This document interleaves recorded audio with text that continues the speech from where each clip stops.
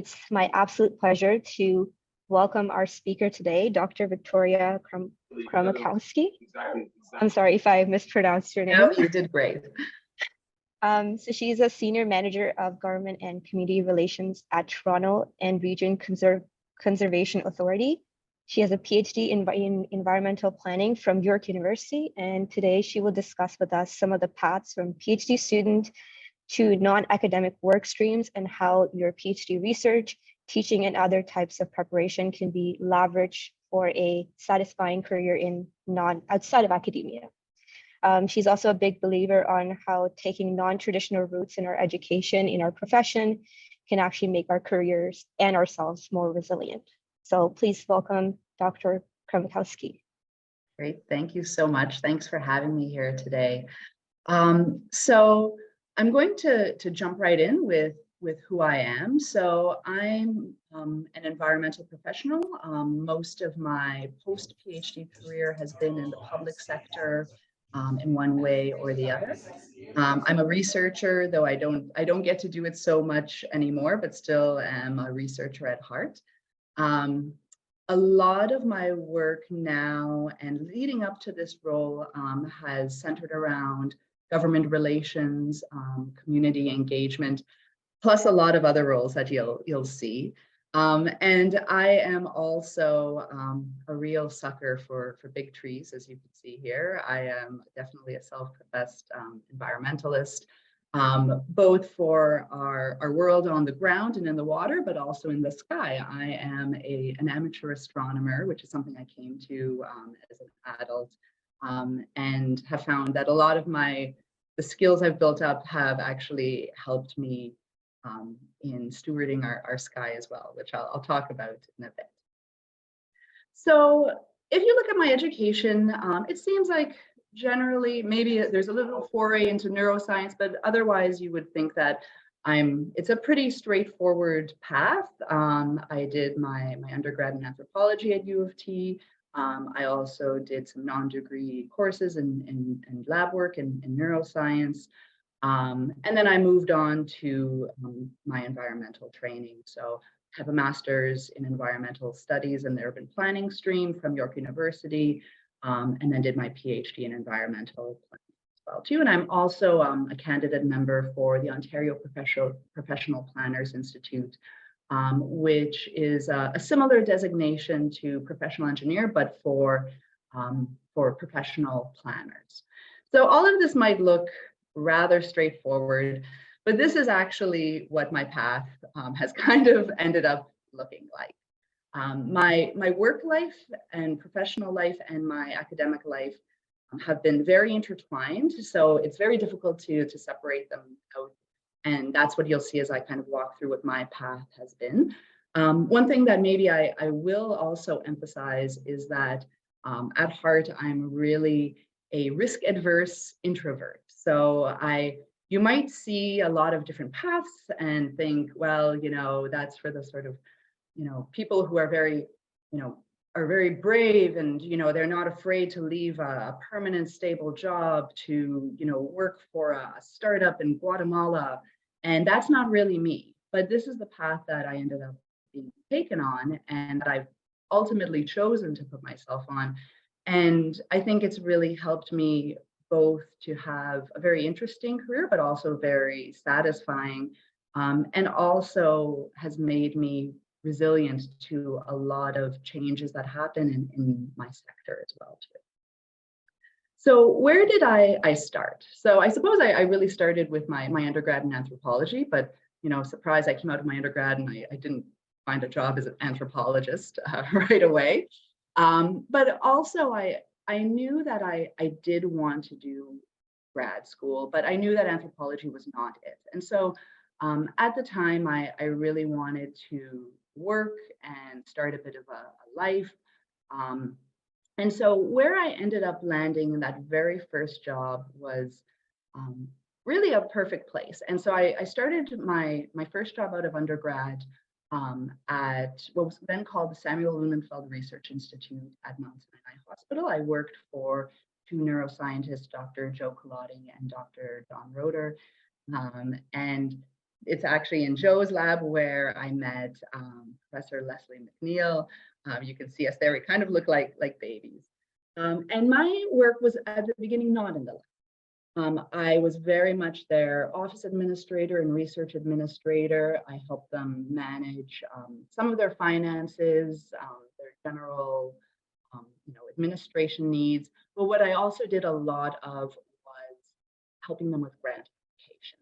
And that was a big chunk of my work. I developed a lot of great skills in grants, how to put together compelling grants, how to administer them once you did get them. But what I also found was that I was really interested in the research that was taking place in the labs. And it was very, very different, obviously, than what my undergrad had been. But to their credit, Joe and John were very supportive of this. And so I began taking courses in neuroscience at U of T, which was right nearby, and then started doing some work, lab work with C. elegans as well too. And so as I moved on, I had to sort of decide. I knew I wanted to do more grad work, but I also by then had a bit of a life that needed some financial stability too. So I had, by that point, I was married, I had a mortgage and a house, and I wanted to do more schooling, but I thought that I would have to do it in a way that maybe brought me that financial and professional stability. So from John and Joe's labs, I moved on to do a master's in environmental studies and urban planning. But before I moved on to that, what did I learn? What did I learn from this role? So first off, whenever you tell anyone in a job interview that not only can you do grant applications and put them together, but that you love doing it, they love it. Even if the grant applications aren't a part of the job description whatsoever, everybody thinks it's fantastic. So this is something that as PhD students, as postdocs, all of you have a really great professional advantage there. Anytime you can show, number of successes, whether it's on scholarships that you've gotten or grants that you've worked on for your lab that were successful, these are super important things. But what I also learned from this role was how research actually works, how publishing and the peer review process works, and that I had this love of research. It was, moving on away from neuroscience was and not pursuing grad work in that field was a very difficult decision. What made it a little better was that I also had an equal love for the environment and a lot of interest in pursuing a career in the environmental field. And so that's what I did move on to. And so what I moved on to was a Master's of Environmental Studies, planning stream at York University. And I initially chose this with the idea that I wouldn't go on at all to do a PhD. This is one of the schools and programs that fulfills the educational component of getting a registered professional planners designation. So my intention was very much to, after this, move on to work either in a municipality or for a consultancy or at a different level of government as a professional planner. And I got a lot of great, really useful knowledge out of this degree. I definitely got a really strong basis in the legislation and the policies that underpin land use planning in Ontario. And that's certainly changed a bit since I did my master's quite a while ago, but at the same time, it's been really useful in my role now. My research for my master's focused on water resources and specifically more urban environments incorporating ecological design or natural processes into urban neighborhood scale planning. But probably about, halfway through a little less than halfway through my master's, my supervisor at the time, he was a newer professor. He was looking for his first PhD student, and he saw that I really had that love of research. And so it didn't take much convincing, but he asked if I wanted to, perhaps think of doing a PhD with him instead. And I knowing that I was a sucker for research, and that had always been my heart's desire, I decided to stay on. And I did my PhD in environmental planning. So I began with my supervisor at the time was actually a forest fire researcher. So obviously doing research in areas that were very not urban, very rural or remote. And that was something that really interested me. So it was a bit of a departure from what I had done my master's in. Initially, I began my PhD looking at forest fire emulation, which is using harvesting techniques that try to emulate the ecological benefits and roles of natural disturbances like forest fire or like blowdowns. However, what I really found myself gravitating to were larger scale planning processes. Really interested in not just the dynamics of forest fire emulation as a harvesting technique, but those larger issues and those larger regional plans that go into forest management plans, and where you harvest and how you harvest and how you integrate different values into that harvesting. So I ended up moving to a different supervisor whose focus was a little more in line with what I was becoming interested in. And really focused on regional environmental planning, looking at things like broader environmental assessments, looking at forest management plans, and looking at how the uncertainty that is often a part of more resource dependent communities and regional governance and regional planning, how that can be mitigated through a technique called scenario planning. My field work was in Northern Ontario.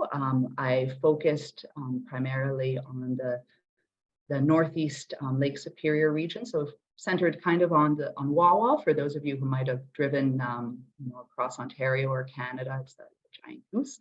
But working with several different communities, both municipalities and First Nations in the area, to look at how scenario planning could be integrated into these regional environmental planning processes in order to manage the uncertainty that's inherent to resource management, but also integrate various different economic and social and environmental values. And so my field work was a bit of a mix of qualitative and quantitative. A lot of the qualitative part really involved a lot of interviews, focus groups with various different decision makers and stakeholders in order to develop this framework. Now, what did I learn from my PhD? And a lot of this, some of this is very, sort of specific areas of research and specific areas of knowledge that I was able to use in subsequent roles, as you'll see. So, for example, I gained a really solid understanding of forest and resource management, the legislation surrounding it at various different levels of government. So that was certainly very useful. But what I also learned was how those different levels of government work. Who does what are the dynamics between them? I was also born and raised in Toronto, and so I had really just urban life experience. So I also learned how smaller communities work, and also how to move initiatives through smaller communities and some of the dynamics they have there, as well as how policies that are developed sometimes far and remote from those communities can impact them. One thing that really worked very well for me during my PhD was to use it as an opportunity to expand my professional experience while I was in school and while I was doing my PhD. So many of us likely teach or TA during our PhD, and that is very, very useful. But I also found that once in a while, I was given an opportunity to do some independent paid work as well too. So based on my my experience with grants. Some organizations asked me to, help them draft and submit a grant or funding proposal for them. Some of the partner organizations that I was interviewing for my work asked if I would maybe develop a strategy for them or do some similar interviewing for them for something they were trying to put together. And all together, those roles didn't necessarily, pay my way or anything like that. I had been pretty successful when it came to grant writing and to scholarships and things like that. So that was really my main source of income, that and teaching. But it also gave me really wide-ranging professional experience that I could point to when I came out of my PhD, and that really made a big difference in getting hired. The last thing that I'll say that I also learned that I think is really important for a lot of us is to show up even when you don't know what you're doing. And, obviously there's limits to that. I don't show up to heart surgery and say, doc, put me in there. But, a story that I'll often tell to people who I'm mentoring is when I had prepared, I had done my proposal, I was ready to do my field work. And I began reaching out to a variety of stakeholders to set up interviews and set up focus groups. And I heard back from maybe 2 of them. And I was very cognizant of the fact that I was coming from, a big city university. I was going to, a more remote area that was maybe sometimes wary about, the recommendations that are put forward from outsiders that impact their area. But I was really worried because I wasn't getting any responses. So I spoke to my supervisor and I said, oh, should I put this off? And he had worked in northern communities before, and he said, you know what, just show up. So I said, okay, it's your money, I guess. So I showed up, and I did my first interview and it went fine. And they said, oh yeah, maybe I'll connect you with some other people. And but I didn't hear anything. And so, I'm there and I'm kind of getting lonely. Like, I'm in this town. I was based in Wawa. I didn't know anybody. And so I saw there was a curling bonspiel, a men's curling bonspiel that was happening. I thought, you know what? Where there's men curling, there's probably girlfriends and wives. I'll go, maybe I'll meet some people. I'll have a drink, I'll watch some curling. So I walked in, and there was not a stitch of a woman anywhere. It was all men. They all turned to me. They could tell I was out of town. And they were all dressed in costumes. What I didn't know at the time is Wawa is very costume forward in their parties and things like that. So I thought, I'm going to sit down, I'm going to have a drink, and then I'm going to get out of here and never come back. And so I sat down, and somebody came up to me and he asked, what I was up to. And I told him, well, I'm here for, my research. And he said, oh, do you want to come sit with me and my team and the team we were playing? And I said, sure. So I sat down, and it turns out the team they were playing against was composed completely of municipal staff and elected officials that I had reached out to and hadn't heard back from. And so as they got to know me in person a bit, they opened up and we set up interviews. And then the next day, other people started to respond. And so when I went to those interviews, they said, I wasn't going to meet with you because, you're from Toronto and you don't understand. I know you don't understand how resource management takes place here. But then I heard you showed up at that curling bonspiel, and I thought, all right, I'll give that gal a call. So it's sort of a metaphor. But for many of us who maybe felt like we haven't had a seat at the table, it's important to remember, as PhD students, as postdocs, at one point we weren't an expert in our field, and we are now. And so this is something I continually try to do and, sort of reinvent and use them as an example that, there are new opportunities that come up, and, maybe I'm not an expert in these areas right now, but I wasn't before in what I did, and now I am. So show up. So coming out of my PhD, I definitely had thought about and wanted initially to stay in academia. I even had a potential postdoc set up, but then the funding fell through, and so it didn't happen. And at the end of my PhD, I also was starting a family as well too. So I defended my PhD when I was 9 months pregnant, and I was very motivated to find something that would be stable, geographically stable and financially stable for my family. And so the first role I got out of my PhD was really perfect for transitioning out of academia. It was a policy analyst role, the Environmental Commissioner of Ontario. So this is an agency that was recently disbanded, has been rolled into the Auditor General of Ontario. But their role was to review provincial and other initiatives for environmental impacts, and to see how much they took into account stakeholder and public input to these proposed initiatives. So initially I came in with because of my focus on forest management and agriculture and mining, it was a great role in that it was very, very research focused, with very long timelines for the reports that we wrote. So it was not too dissimilar from academia, which was great. One of the things that was sort of pivotal for me, which started off as really a negative, but then became really positive, was when I came in, the manager that I initially, worked under, as often happens to many of us in many roles, turns out we weren't a really good fit. And this was a contract position, so I thought, all right, I'm going to work my contract, and then I'll probably not have it renewed after that. But then another team within the ECO had a one-year vacancy that came up. And this was the climate change team. So I shifted to that team. Their manager and I got along well. He liked my approach. And I really began to focus on climate change adaptation. And this was something we hadn't previously focused on. We had focused more on mitigation, because climate change adaptation was kind of seen as like waving a white flag.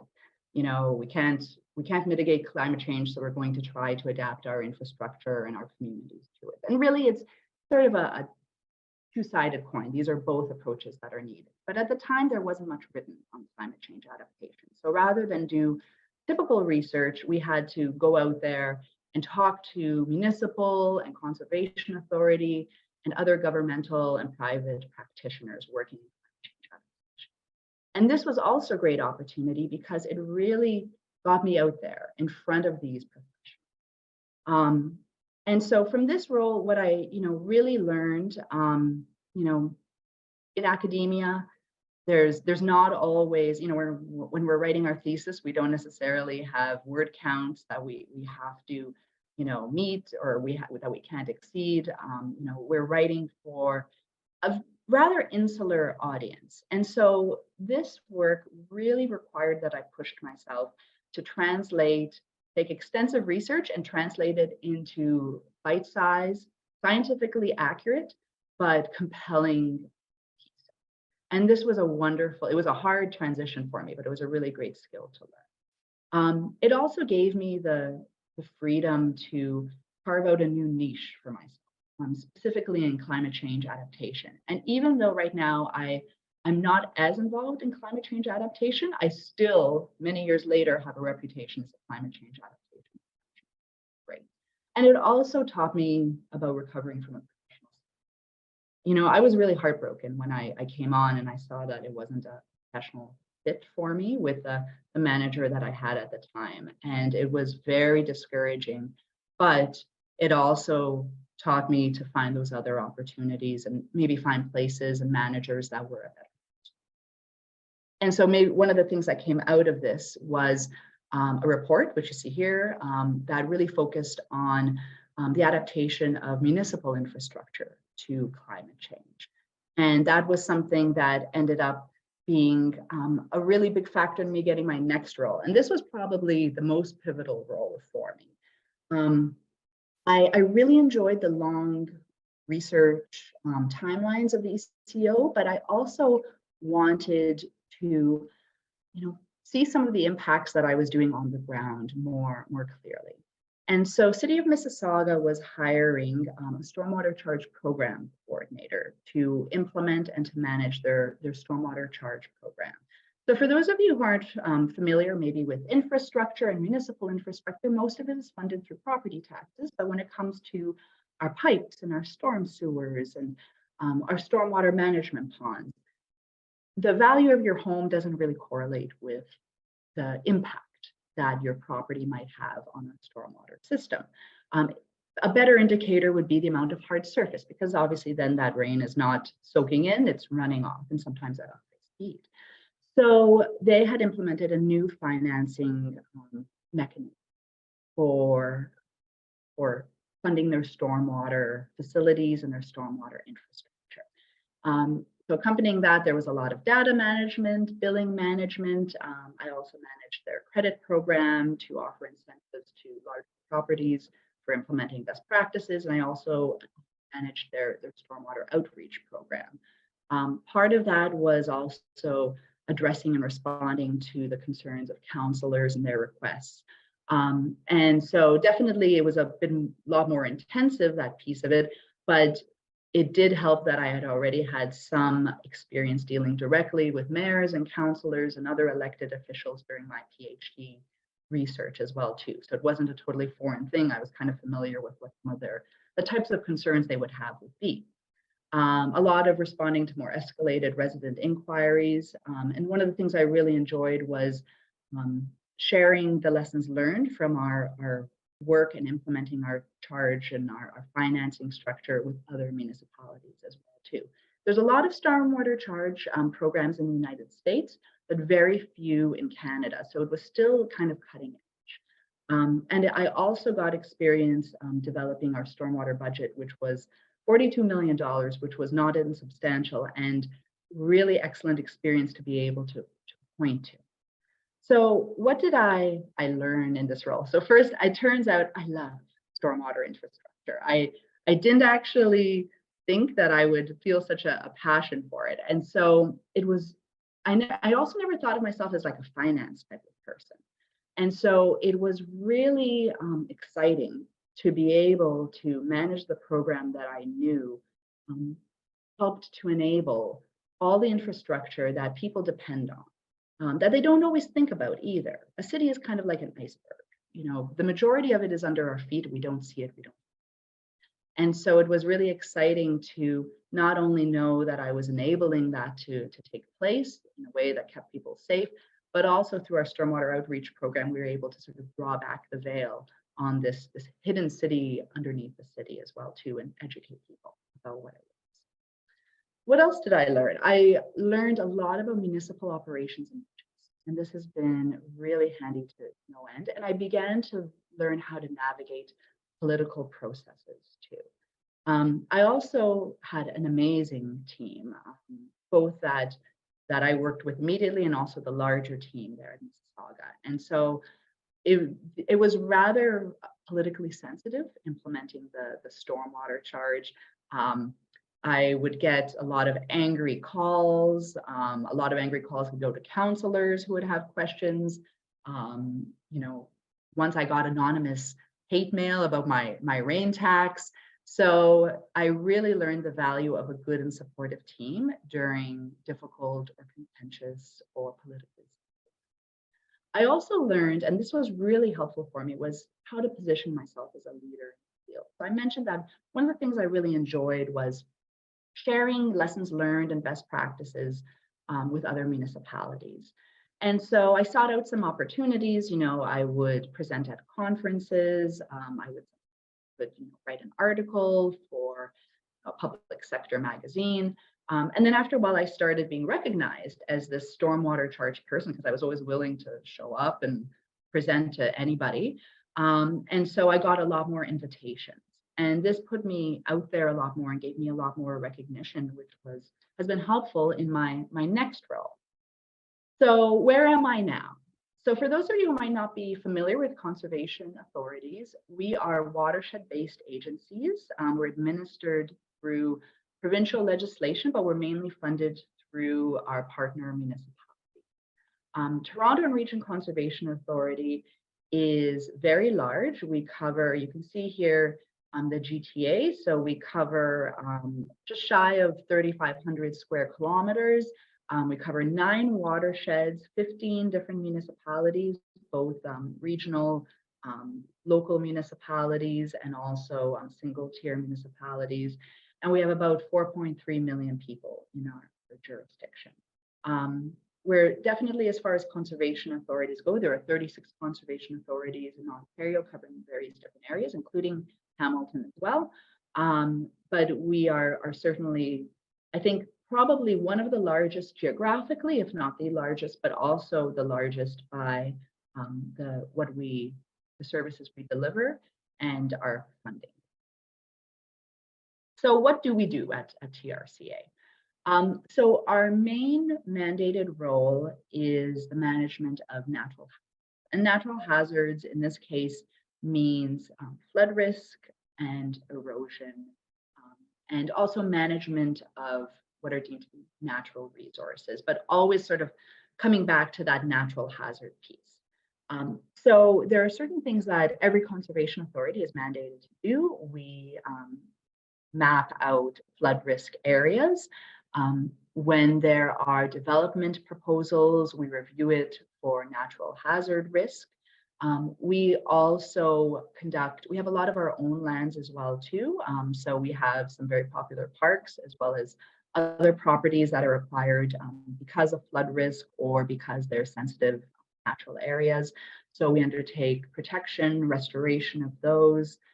We also undertake watershed planning. So watersheds are ecological boundaries that don't really respect municipal boundaries and that have to be taken into account during planning. And so we undertake watershed planning in partnership with the municipalities that we cover.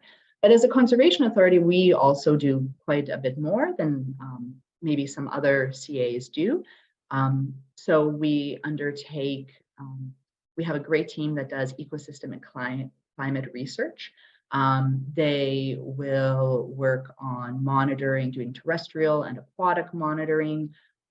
They will work with municipalities or other partners to help them with developing climate change risk assessments, sometimes for the municipality, sometimes for certain sectors.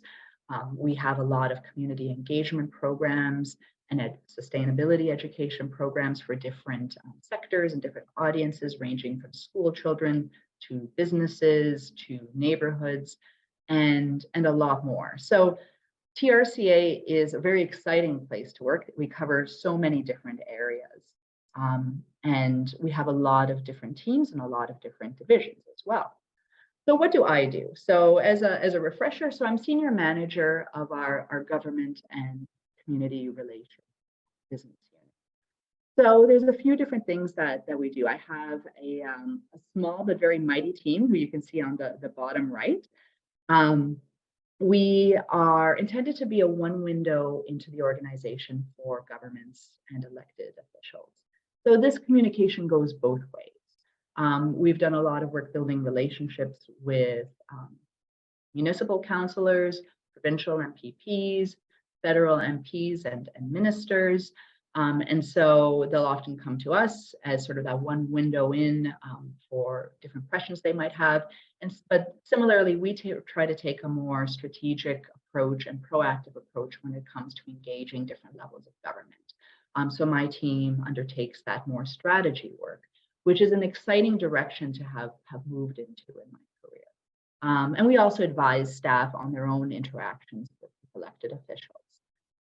One of the things that we also do, which is kind of fun, is we help to develop different business opportunities and help staff work through the agreement process as well too. So we have our own lawyer. I'm not a lawyer, but we do help to sort of shepherd through where there might be opportunities that staff and certain divisions might not necessarily be aware of.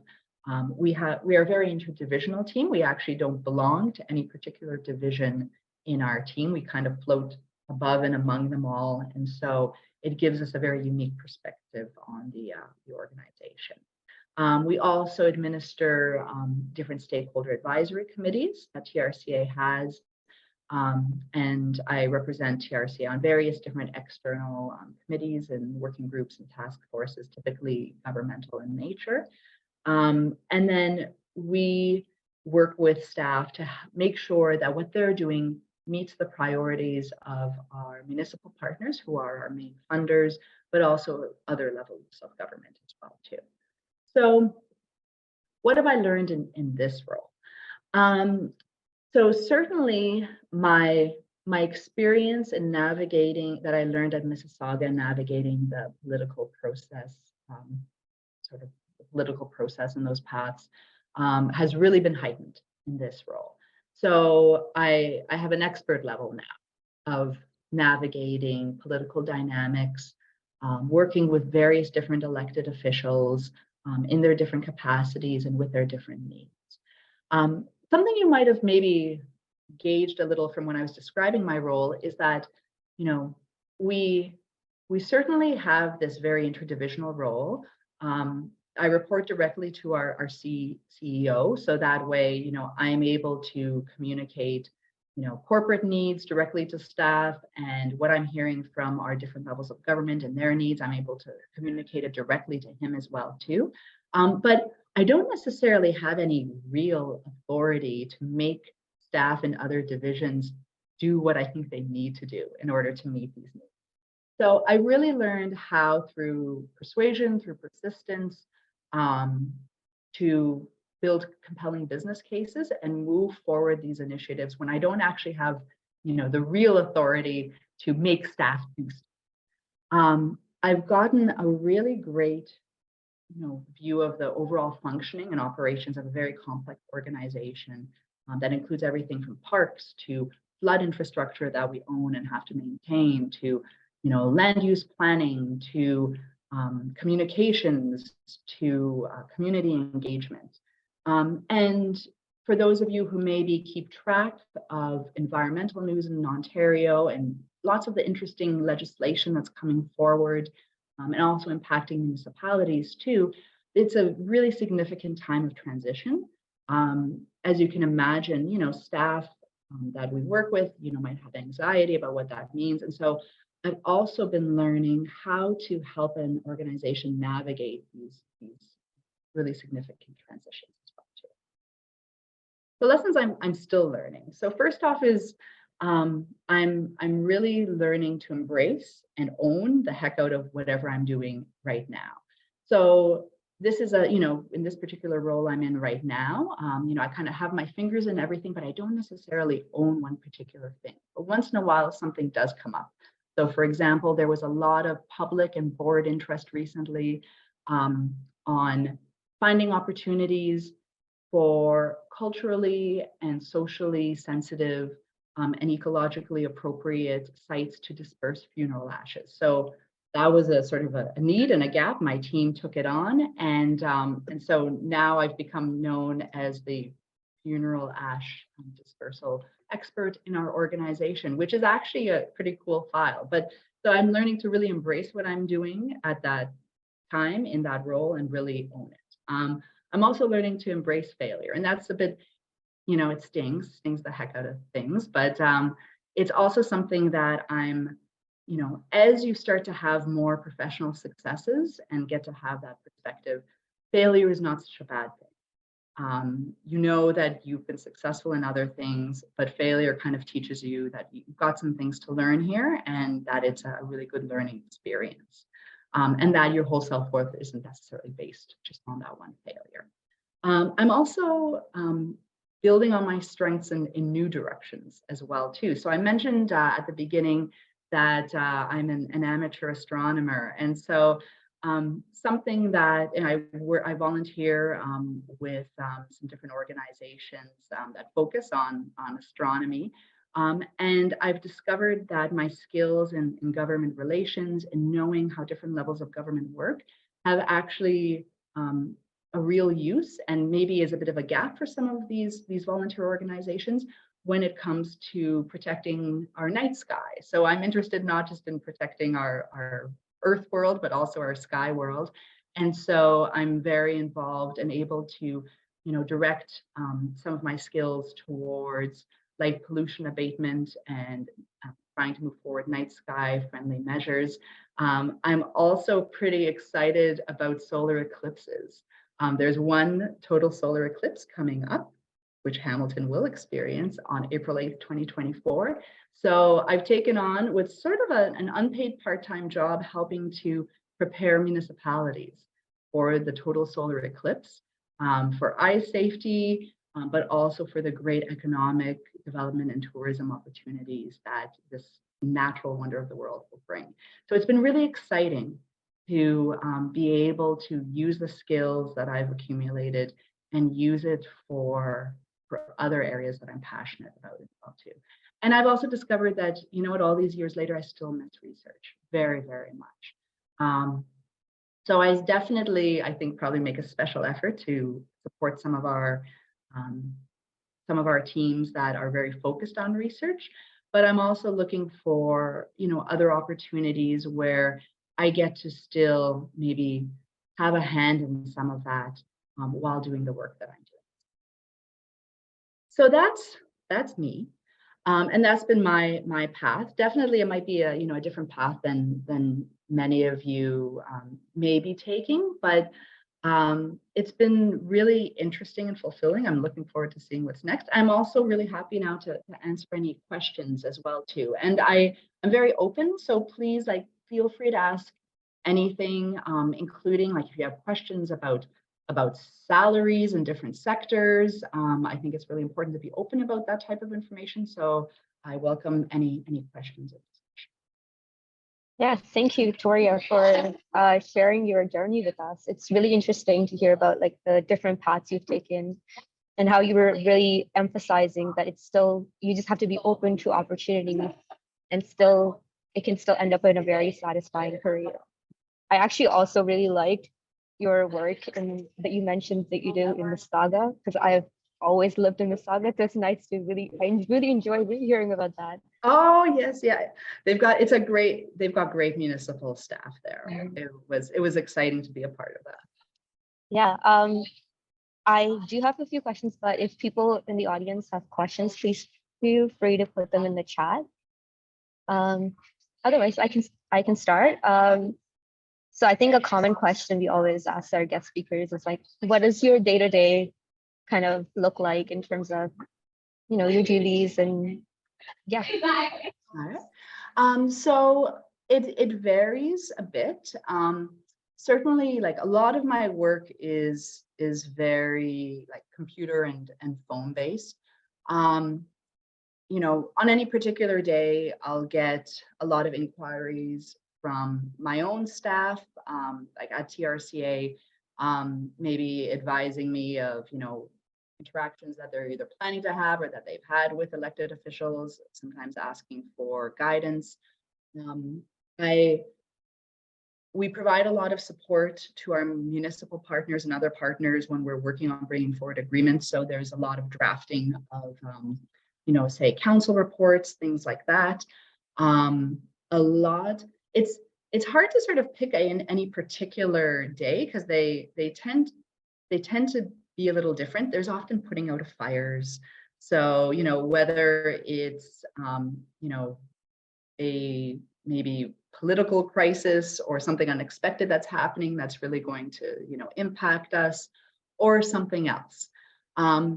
We do quite a few, it's been exciting because we've do quite a few site visits, and it's always really nice. I find as somebody who, obviously it's a bit more office work. We do have a lot of staff that do construction. We have staff that do field work, that do plantings, and that's their job. But I don't get to be out on a regular basis. So it's also been really nice to, we'll often do site visits, sometimes with elected officials or with municipal staff.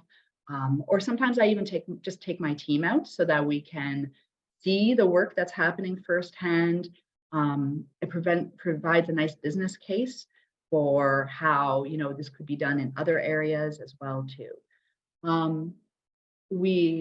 I'll sometimes end up we're governed by a board of directors. So, I attend our board meetings, and we'll often take part in council meetings as well too for our municipal partners if we're bringing forward certain initiatives. So it kind of varies a bit, but that's a general sense of what we might do. Yeah, that makes sense. I think Leslie mentioned in the chat that if you feel comfortable, feel free to raise your hand and turn on your video and ask questions directly. But yeah, I also had another question in terms of a lot of grad students are looking to, decide between government and industry. But from what I've heard, government positions can be really competitive, and the actual like application process can be quite lengthy. Do you have any advice for how to sort of get your foot in the door, or like how to make a really successful application? Yes, absolutely. So it's true. Sometimes I have found with a lot of the jobs that I've gotten in government that it can be a lengthy process. I would say first off, like basic, definitely like do your basic sort of interview etiquette. If you get that first interview, so, send a note afterwards. It does help to distinguish yourself, but you really want, in general applications, it's really helpful to be specific about the things that you've done, include numbers. So for example, if you include the total value of the grants and scholarships that you've successfully applied to.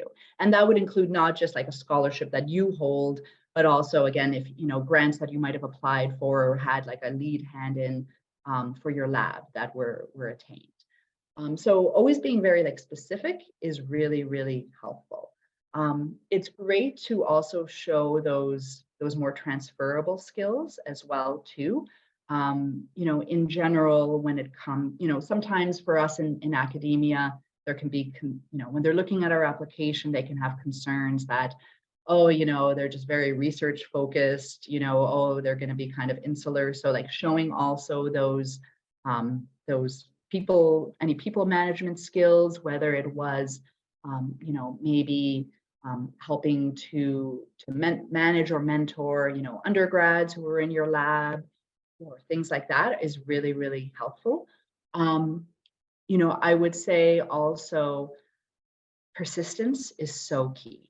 So for example, TRCA, where I work now, I applied to them, I don't know how many, and I interviewed with them, I don't know how many times, and never got it. And this is actually the first role that I got with them. And it was actually the highest of all the roles that I had applied to, and ended up getting. Similarly, when I was with City of Mississauga, I had my first interview with them. I thought it went really, really well. And then I didn't hear from them. And and I followed up with them a bit. And HR, I think I know they had selected a different candidate, and that's okay. But then that candidate didn't end up working out. They didn't end up starting. And so I had reached out one more time to say, hey, if there's ever any opportunities, like I'd be really interested. And they were like, oh, thank goodness, because our candidate just left. So I went in for another interview and got it. So I would just say persistence is really key. But certainly like showing tangible things that you've done while also keeping in mind that, kind of larger people piece is also really helpful. I see a question here, whether people who I work with have similar educational backgrounds. So some do, but it varies quite a bit. So, we definitely have other PhDs at TRCA. They all do very, very different things. So for example, we have one PhD who works in our grants office, as you can imagine, he knows grants. We have another PhD who is now a senior manager in our ecosystem and climate science group, but who started at TRCA as a scientist as well. Her background was in road ecology. So she's an ecologist by training, but now she has actually moved on to watershed planning.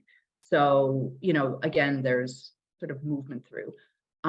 We definitely have other folks who have a very strong, again, ecology, fisheries sometimes, or biology background. We also have quite a few who are trained as professional planners, quite a few professional engineers, because we do have our flood infrastructure and also undertake a lot of flood studies as well. So it varies a little bit. I'd say when I was at Mississauga, the folks I immediately worked with, most of them had an engineering background, but in broader Mississauga, there were various other teams that had really, really different backgrounds, everything from, more like on the ground learning when it came to operations, through to MBAs, through to, again, planning degrees that they were using in a different way. Right. Since you brought up salary negotiation, I think this is a big concern for a lot of graduating students. I know this will differ based on like your background, your actual like grad school stream, but what's generally the expected? I know you're supposed to do like market research, but a lot of us are like concerned if we're over or underestimating our worth, I guess. What do you recommend, like an expectation or how to go about through like a successful a professionally appropriate salary negotiation process? So first off, what I'll say is that for most public sector roles, the range will be on the job ad, which is really, really helpful. I think it really helps with equity because otherwise, like I don't know if I'm like underselling myself or I'm wildly putting myself out of range. I can tell you, my salary now is like publicly accessible, but I can tell you for my first role at the ECO, I started at like 65,000 or so. And please recall, this is about like 10 years ago. So, I'm sure the range is different. I moved to Mississauga making 80,000. And then right now I'm at the top of my band. So just recall too, for a lot of, unlike with consultancies or private sector, for government agencies, often you'll have sort of a band that role goes to. And then after that, you might just get, increase like cost of living increases. But now I'm at the top of my band, but in my role, I make 135,000. So I think it really depends.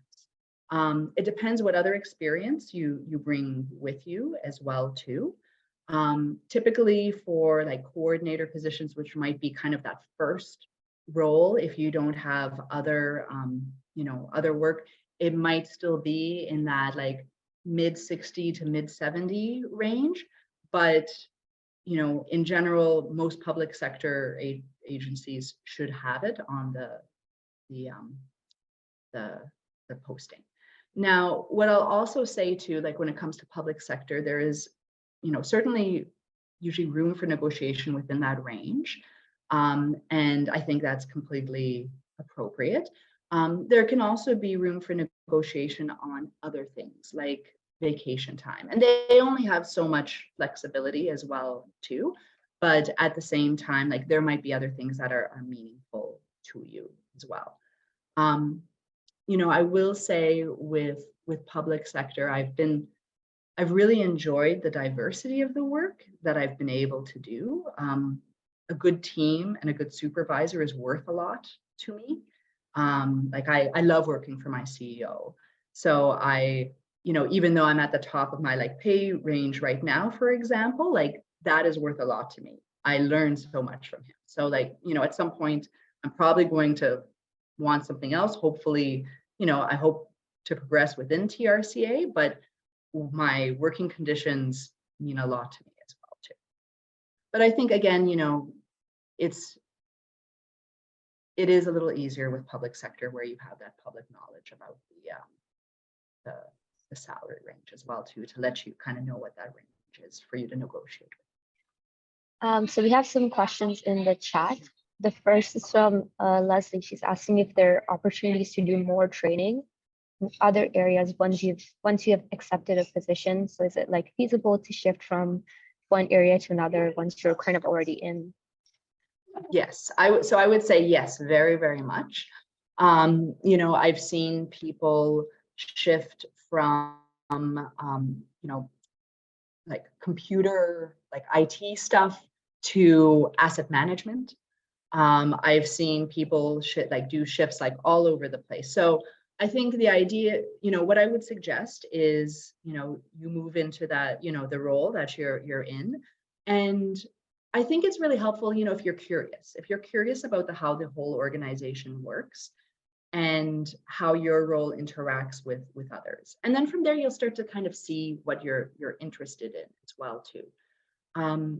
And, I think as long as you can kind of show that you're learning, seek out those learning opportunities, most good organizations will really welcome that.